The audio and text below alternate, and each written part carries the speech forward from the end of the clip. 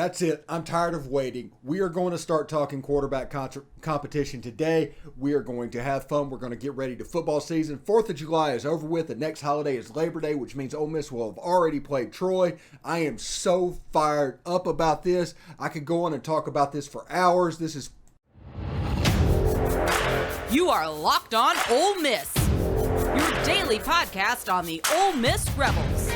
Part of the Locked On Podcast Network. Your team every day.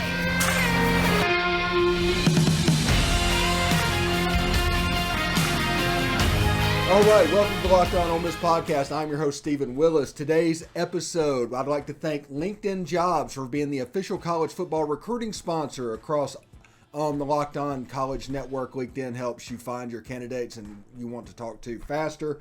Post your job for free at linkedin.com/LockedOnCollege. Terms and conditions apply. Welcome to the show. I am Stephen Willis. There is my Twitter handle. I would appreciate a follow. I talk about all kinds of stuff, but lots of Ole Miss commentary is going to be on there. And with this being a World Cup year, there's going to be a ton of soccer as well.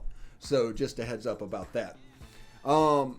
I'm pretty fired up, but first, before we get started, I do want to thank you for making the Locked On Ole Miss your first listen every day. We are free and available on all platforms, including YouTube. So do us a favor, subscribe to the YouTube channel. Hit the bell for notifications whenever we release a new video, which happens quite frequently. And of course, upvote the video itself. If we hit 2,000 subscribers, which is a hard goal, but why have a goal if it's going to be easy to hit? 2,000 subscribers before Troy, we will be doing a pregame show.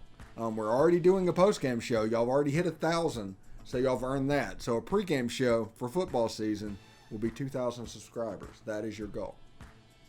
Anyway, I am pretty fired up because we're after the 4th of July, which means the next real holiday is Labor Day, which means we will already play Troy. And by the next holiday, we will have questions answered about this team, this quarterback situation, everything that is going on with them.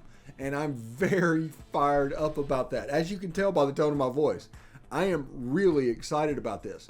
And first and foremost, and we're going to talk about 30 minutes today about quarterback competition. We are going to rehash everything that we have talked about for the last 6 months.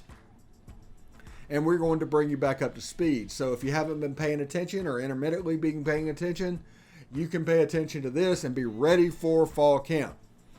So, we have a unique situation at Ole Miss. We have our first ever Gatorade National Player of the Year. Yeah, we do. Jaxson was the Gatorade National Player of the Year, and he has all the tools to be a first-rate quarterback in the SEC and potentially in the NFL. Absolutely. He throws a beautiful pass. When things go off right, as you saw in the spring game, when things go off and do what they're supposed to do, it looks so easy, so clean, so crisp. Everything that you want a quarterback to do and every way that you want a quarterback to look was that. Now, here's the downside. He's got a little gunslinger in him. He's got a little Brett Favre in him. He thinks he can make every pass and he wants to throw the deep ball most all the time. When he does that, he is getting in trouble like he did in the spring game. Now remember, the spring game, they ran a 4-man front on defense. I do not expect that to be the main package. Otherwise, we would have recruited to it. We have not. I think we put that 4-man front on film so that other people would have to prepare for it. That was a spring training thing. We only have 1-3 technique on campus. Remember that. I mean, J.J. Pegues is the 3 technique. So we're going to have to sparingly use a 4-man front. Now, I say that to say this. We do a lot of 8-man drops. We drop 8 most of the time. The way we play defense is really similar to the way Iowa State did it and John Haycock and all that stuff. So we have much smaller windows in passing than some teams will. I think he will be able to eat up man coverage like crazy. But he struggled a little bit against the zone coverage in the spring game, and it kind of got him. And I think it was because he was pressing a little bit. And even Lane Kiffin said he's trying to win the quarterback job on every throw. He's doing this to himself. Now, that was April. That was a long time ago. I mean, it really was. 2 months. We have, we're kind of at the halfway point between that and the start of the season. So, if he can get this under control, and it's important that he gets this under control, he can become a quarterback that we all expect. Because he arrived here. He arrived here with a ton of hype. There are people that just immediately anointed him as soon as he got on campus. He's going to be the guy over Luke Altmyer. And we're going to talk about Luke Altmyer in the next segment. But everybody anointed this kid. The amount of pressure that he took is unreal. I mean, this is the truth I'm telling you guys. It is absolutely unreal the amount of pressure that he was under. And going into spring, you can see how an 18, 19-year-old kid could start to press when everybody starts talking about him like he's the chosen one. I've only seen this work one time, by the way, Ole Miss fans. And I'm talking to all of you on this one. And that was Eli Manning. He's the only one that you anointed as a savior that it worked out. And whenever it doesn't work out with that amount of pressure, your reaction is, we are Ole Miss. Even though confidence is 90% of team sports. Definitely 90% of playing quarterback. And too much pressure can affect the confidence. The confidence goes down, he doesn't perform. He doesn't perform, you just circle back to go, oh, I guess, that was just an Ole Miss thing, when in reality it was a fan base thing. We need to understand this. I mean, people can say whatever they want to say, but understand that this can be a self-fulfilling prophecy. Confidence is everything in team sports. So I'm honestly glad that he had that spring game showing, because it got the extreme of the extreme kind of off of him, to where in the fall he can just develop. He probably hasn't heard so much chosen one or anointed stuff in the meantime. And part of that is because of Luke Altmyer, which good for him. That kid is absolutely bald and is in position to win the starting job. But like I said, we'll talk about him next segment. I think Jaxson Dart has a chance to be a top 5 quarterback in Ole Miss history. He needs to do away with the fact that he wants all this swag and all the stuff outside of football, and he just needs to become a football player. I mean, that's the key. That's what Matt Corral did. That was the change that Matt Corral made. It was to get away from all the swaggy stuff and just play. And he did that and completely committed to the game. And his sophomore and junior year, he completely rehabilitated himself to the point where he's a 3rd-round pick with the Carolina Panthers and has a chance to be the starting quarterback this year. Jaxson Dart can follow that same trajectory. Lane Kiffin has actually been through this. He can lead Jaxson Dart through this. Now, this is the thing that I want everybody to understand. Whether Jaxson Dart wins the job or Luke Altmyer, it doesn't really matter. The quarterback is going to be productive because the system is set for the quarterback to be productive. Just is. With the tight end that we are going to have, with the slot receiver we are going to have, with the running back we are going to have, this offense is going to be productive regardless of which quarterback takes the reins. That said, this offense will look so much easier and be even a little bit better. The ceiling is higher with Jaxson Dart as the quarterback. The ceiling is also lower, or the floor is also lower with Jaxson Dart as the quarterback. Yeah, it's interesting. I'm really fired up about this, and because football is my wheelhouse. I have Derek Vandegrift that comes in for baseball, and I know a lot about baseball, but I am not an expert about baseball. I don't pretend to be. I don't try to be. I don't know as much about basketball either, but football is my wheelhouse. In the last 15 years, there's probably, other than coaches, I don't know if anybody has watched as much film as I have. It was part of my job. It was 8 hours a day, 5 days a week for over a decade. That's what I did. So whenever you do that, you get to learn football. You get to understand what is going on.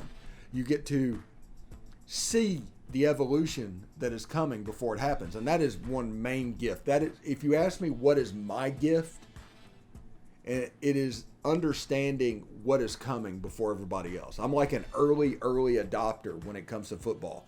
I saw the spread offense coming. I saw the RPOs coming. I saw all of this happening to the point where we got here and everybody's finally starting to play catch up.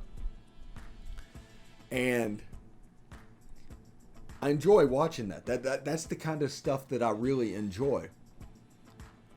But it's here. And you saw my video yesterday about how we've gotten here in like the last 15 years. And my opinion is not for or against on that. But I am not silly enough to pretend it's not happening or trying to fight against the waves, because it's going to happen. It's honestly a make the best of it situation at this point.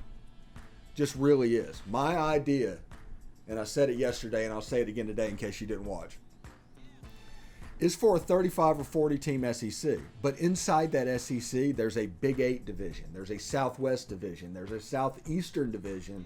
And there's an Atlantic Coast division, where you essentially reform those conferences underneath the SEC leadership umbrella, to where it looks like it did in 1990 as much as possible, but it's in the SEC umbrella and under this new way that football lives, because everything's changed. If anybody, like I said, if anybody tells you this is the way it's always been, immediately run the other direction, because they haven't paid attention enough to understand how it is now.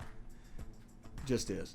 Now, I want to tell you a little bit about LinkedIn Talent Solutions. LinkedIn, as the sun comes out and small businesses are back in business, LinkedIn Jobs makes it easier to grow your team. LinkedIn Jobs helps you find the people you want to interview faster and for free. You can create a new job post in minutes on LinkedIn Jobs to reach your network and beyond, the largest professional network of 810 million people. It's like an eighth of the world, ninth of the world. That's a lot of people. Then add your job and the purple hashtag hiring frame to your LinkedIn profile to spread the word that you're hiring, so your network can help find the right people to hire. Simple tools like screening questions make it easy to focus on the candidates you want with the right skills and experience, so you can quickly prioritize who you like to hire and interview. It's why small businesses rate LinkedIn Jobs #1 in delivering quality hires versus leading competitors. LinkedIn Jobs helps you find the candidates you want to talk to faster. Did you know every week nearly 40 million job seekers visit LinkedIn? Post your job for free at linkedin.com/college. That's linkedin.com/college to post your job for free. Terms and conditions apply.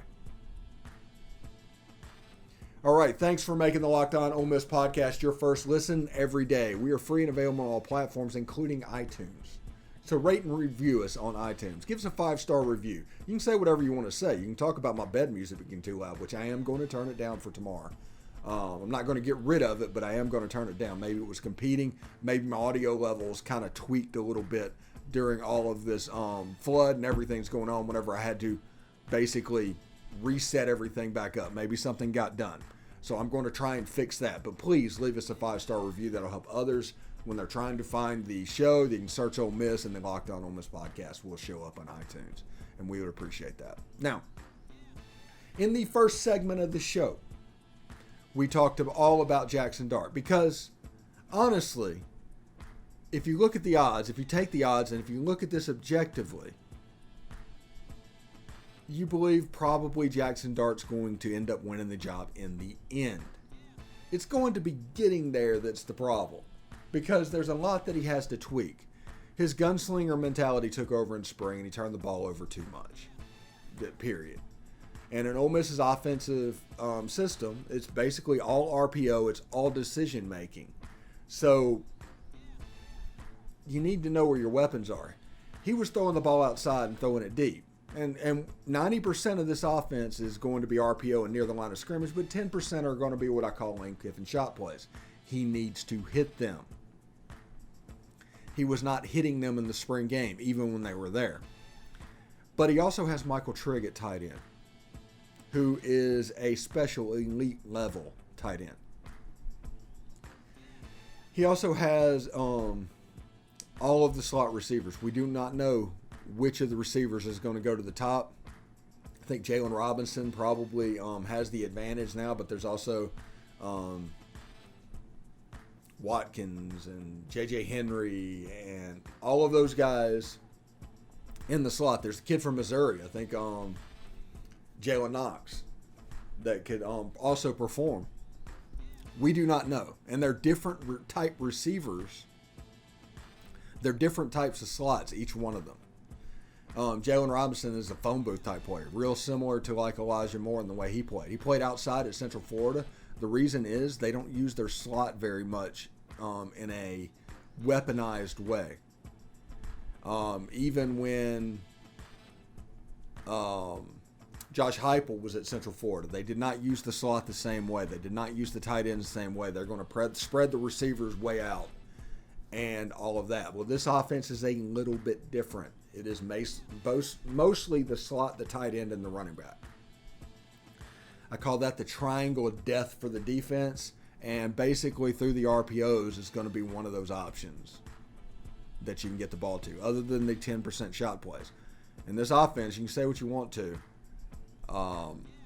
Outside wide receivers, even though they're going to have the shot plays and a chance to score a ton of touchdowns, they're probably going to have 20 to 30 catches a year.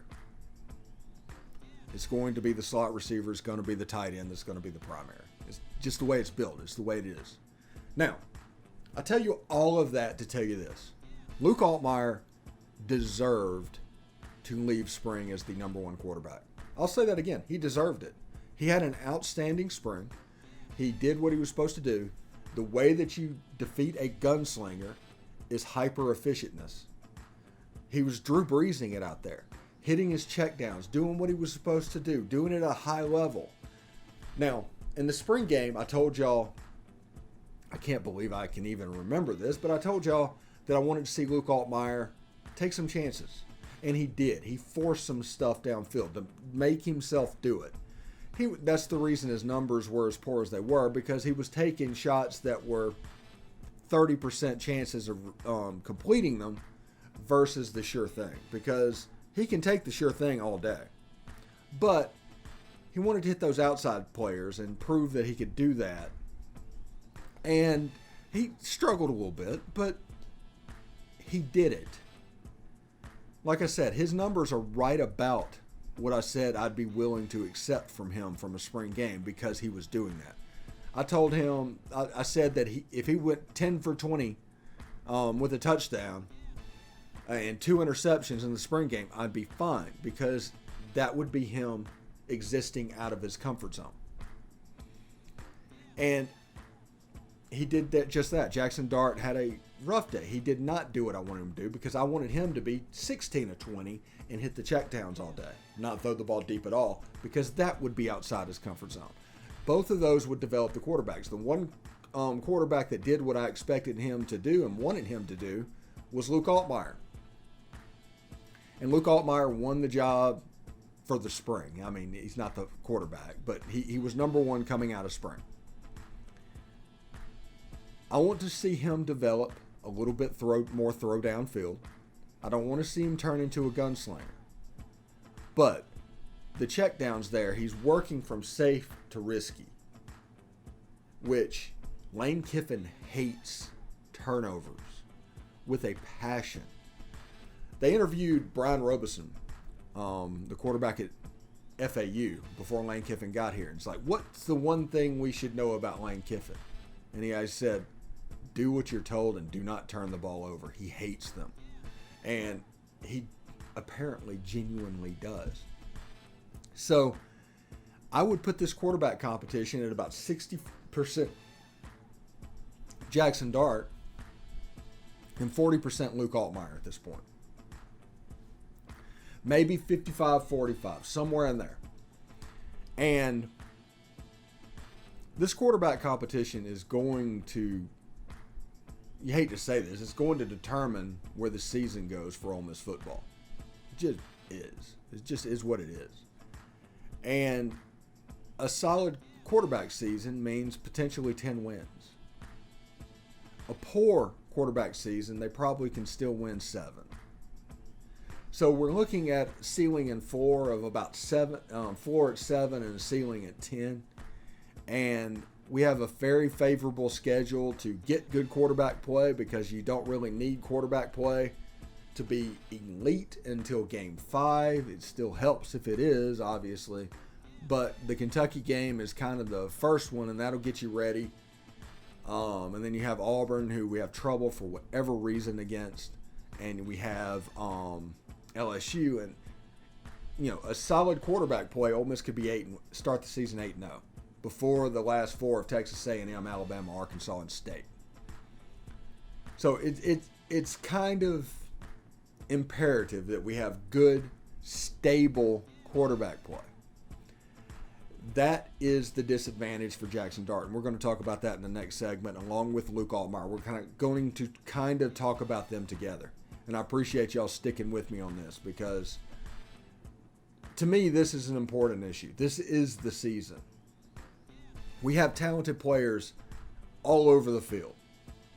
I mean, who knew that in 2018 that would even be a thing? But yes, we have talented players all over the field. They can do this. We raised our profile. Last year we had 17 blue chip players. That's 4- and 5-star players. And this season we're going to have about 30, 32, 34, somewhere in that range, depending on your service. The talent infusion of this roster is real. We're counting on a 4-star in the Gatorade National Player of the Year to figure it out. We are in a better place than we have been in a very long time. That's my point about this. Anyway, let me tell you about BetOnline. BetOnline.net is your #1 source for all of your betting needs and sports information. Find all of the latest sports developments, league reviews, and news, including this year's Major League Baseball and I guess the USFL Championship happens Sunday night. So I don't know, but football's getting close. You can check your futures out there too. BetOnline is your continued source for all of your sporting wagering information, including live betting, esports, and scores. And BetOnline.net remains the best spot for all of your sports scores, podcasts, and news this season. BetOnline.net is the fastest and easiest way to check in on all your favorite sports and events, including MMA, boxing, and golf. Head to the website today or use your mobile device to learn about the trends in action. You can see down at the bottom, Ole Miss is a 21.5-point favorite over Troy week 1. And, of course, they also have our regular season win total at 7.5. Now, if you disagree with that, you can kind of put your money where your mouth is and go in there and vote on those futures, bet on those futures, and, you know, see what you do. There's a chance you can actually win if you know more than they do. BetOnline, where the game starts.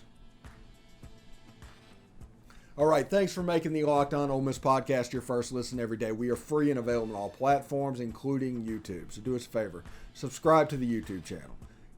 Hit the bell for notifications when we release a new video, and of course upvote the video itself. It would be greatly appreciated. Thank you very much. So we're talking about the quarterback competition. In the first segment, we kind of broke down Jaxson Dart and what he's going through, and then we talked about Luke Altmyer a little bit. Now, I kind of want to talk about the combination of them both. Not them both playing or anything like that, because I am a believer if you have 2 quarterbacks, you don't have one. And that would be a thing. Now, I do think this could go into the season a little bit because coaches are so risk adverse. And what do I mean by that? If you go back to 2020, let's go back to 2020 as an Ole Miss fan and picture the defense in 2020 and how they started off. Why did they start off that way? Well, you have a new coach coming in that hadn't really seen this, and all he can do is watch a little bit of film. But there's no practice video. They weren't able to put in their system. They weren't able to get that film. And coaches are very risk adverse. There's so many hours that need to be watched before they're comfortable making a decision on something. It's absolutely ludicrous, but it is the way it is. So they didn't get a chance to do that. And a whole bunch of people that didn't need to be out there, they ended up starting. Ole Miss had a defense. I think Alabama played a game to where they gained every yard that they can gain but 7 over the course of 60 minutes. An unbelievable stat. And it's because the defense was the way it was, because they didn't really have a way to change it. They're so risk averse, and they want to see whatever's going on. You need that. As the season went on and the film caught up, the defense got markedly better. And by the time they played Indiana, they were probably a pretty decent defense because you had the right guys on the field at all times. You understood situationally how to play guys. The same thing is going to happen with the quarterback position. The same thing will happen with the quarterback position. Lane Kiffin will watch over and over. Charlie Wiess Jr. will watch over and over, and they will determine who is the right guy that fits what they want to do. Now, the problem that Jaxson Dart has, and this is a real thing. And if he would have came to Ole Miss in 2006, he wouldn't have had to do with this. They would have Brent Schaefer'd him all the way through. He would have been the guy. He would have got to play football, and he would have gotten to play football his way. Okay? His way. That's not the case here. Michael Trigg at tight end. All those slot receivers. Zach Evans and Ulysses Bentley IV at running back. The outside receivers, Jonathan Mingo is a second team, Phil Steele, all-SEC selection. Braylon Brown, who I expect is going to break out. Those guys are on the outside. You do not need a savior at quarterback. Quit treating him like that, honestly. You do not need one. You need somebody that will efficiently distribute the ball where it needs to go. And for that, it's advantage Luke Altmyer. Jaxson Dart needs to figure out how to play within the system. This is an elite college football system. Not many teams do this offense. It's growing. Tennessee and Arkansas now in the SEC is doing this offense. But not many teams nationwide are doing it. They still have different spread tendencies. There's air raid that's still out there. There's a lot of different systems still in college football. This system will eventually take over. It just will. It's too good not to. And I think they found this out at Baylor almost accidentally. You see, Art Briles was a wishbone coach. So he's all about the triple option, line up in the wishbone. He's from that school. Well, his first college coaching job was at Texas Tech on Mike Leach's staff. So he melded this option-based offense with the air raid over several years because he did a lot at Houston, then he went to Baylor. So it was a 10-12 year perfection realm for him. But the main thing about this in this offense, it is all about options. Understand whether or not you need to hand the ball off or if the linebacker's in the right position to throw the ball. Know who you are reading because different conflict players exist on every call. Know that this is a hard offense to pick up. Luke Altmyer has been in it since last spring. This is his second spring practice. This will be his second football season. And he understands the choices and where to look and what goes on better than most. And I understand people are going to say, well, Charlie Wiess Jr. is a new offensive coordinator. Yeah, but he's the same offensive coordinator. This offense and this defense is run by the choosing of Lane Kiffin. He chooses that. Now, there are co-coordinators for the offense and the defensive side of the ball. There's a primary and a secondary. For instance, on the defensive side of the ball, the primary was DJ Jerkin. The secondary was Chris Partridge. On the offensive side of the ball, you aren't going to believe this, but that's fine. The primary was Jeff Lebby. The secondary, even though he wasn't here, was Charlie Wiess Jr. That hire was always getting made. And here's the reason why.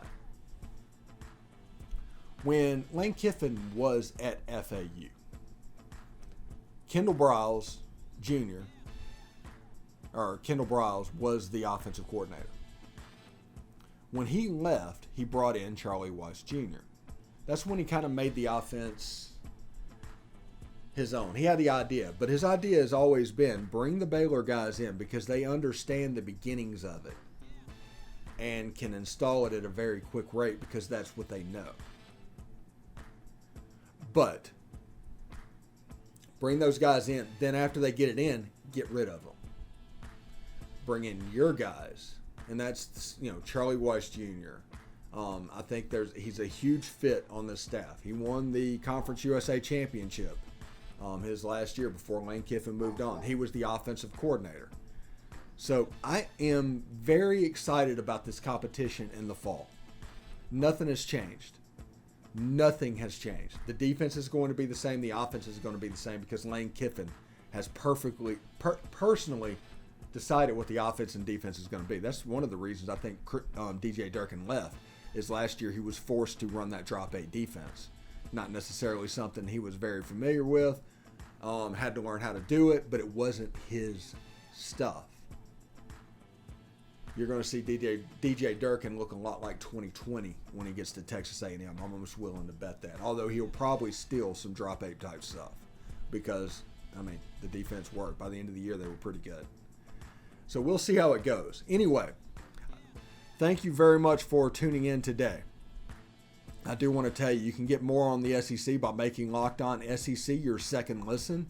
Every day, Chris Gordy and the local experts of Locked On take you across the SEC in 30 minutes. Make Locked On SEC your second listen.